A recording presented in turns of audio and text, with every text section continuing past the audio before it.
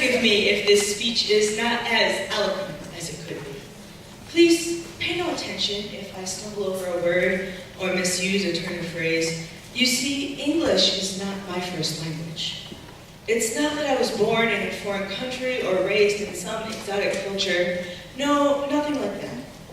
Rather, my first language is music, and I've spent my whole life translating.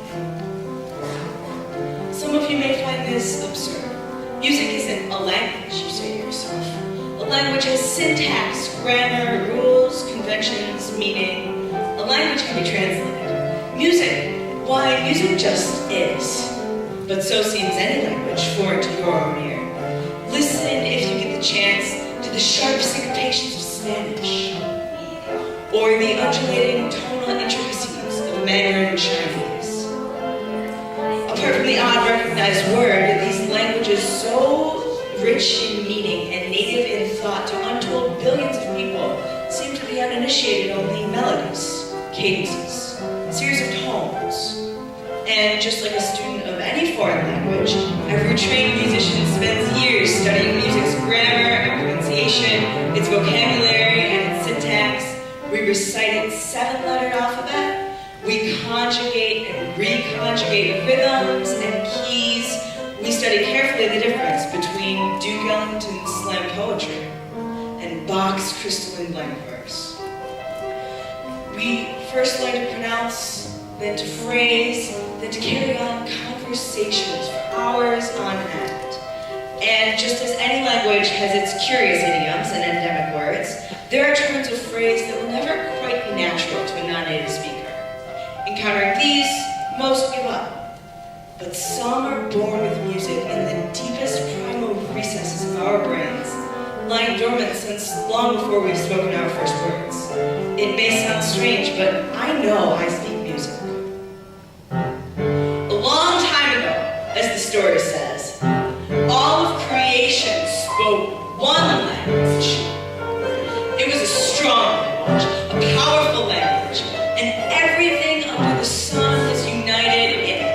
The rocks, the trees, the oceans, the sky, the birds and the beasts and the fish and the people of every nation rejoiced together in one native tongue, sharing their stories without any mistranslations.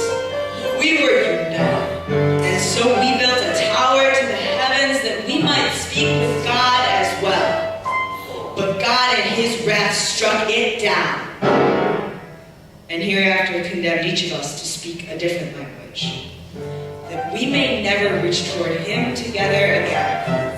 Now we speak Hebrew and Arabic, we speak Hindi and Urdu, we speak German and English and French. Those truths we found together at the beginning of time have been fragmented, spread across the earth. Separated into these languages we can never quite translate.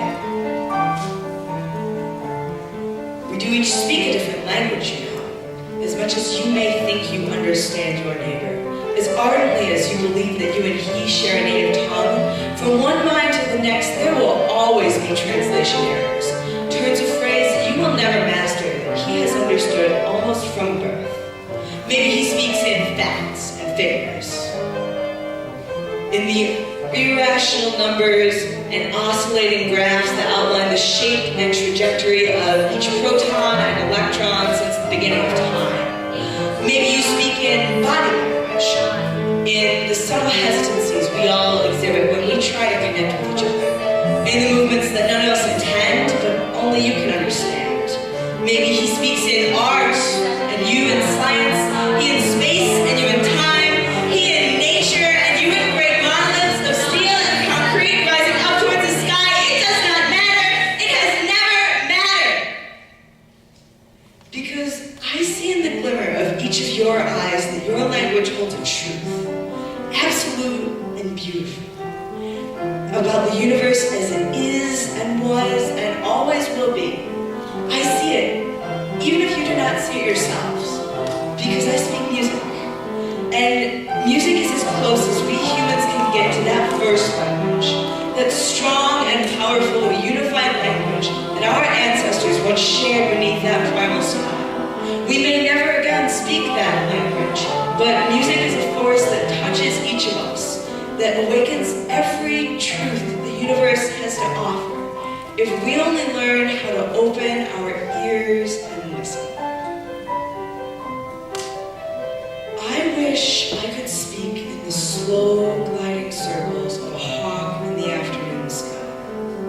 I wish I could speak the small, intimate busyness of tiny life under the root of a tree. I wish I could learn every nuance of the chattering of squirrels or the cold, ancient light of the long dead stars. If only I knew their stories. If I could translate what I know they have to tell, we could break down these barriers between us and them and every living thing. And maybe then we would understand why and how all of this came to be and where it's going once every language we've ever known falls mute. We could finally share in this universe as equals instead of fighting this everlasting culture war between everything and nothing in ourselves. But I can't speak these languages, try as I might to learn and understand. There will always be translation errors, words the human mind can never quite understand. No, I speak only music and English, but I'll try my best to translate.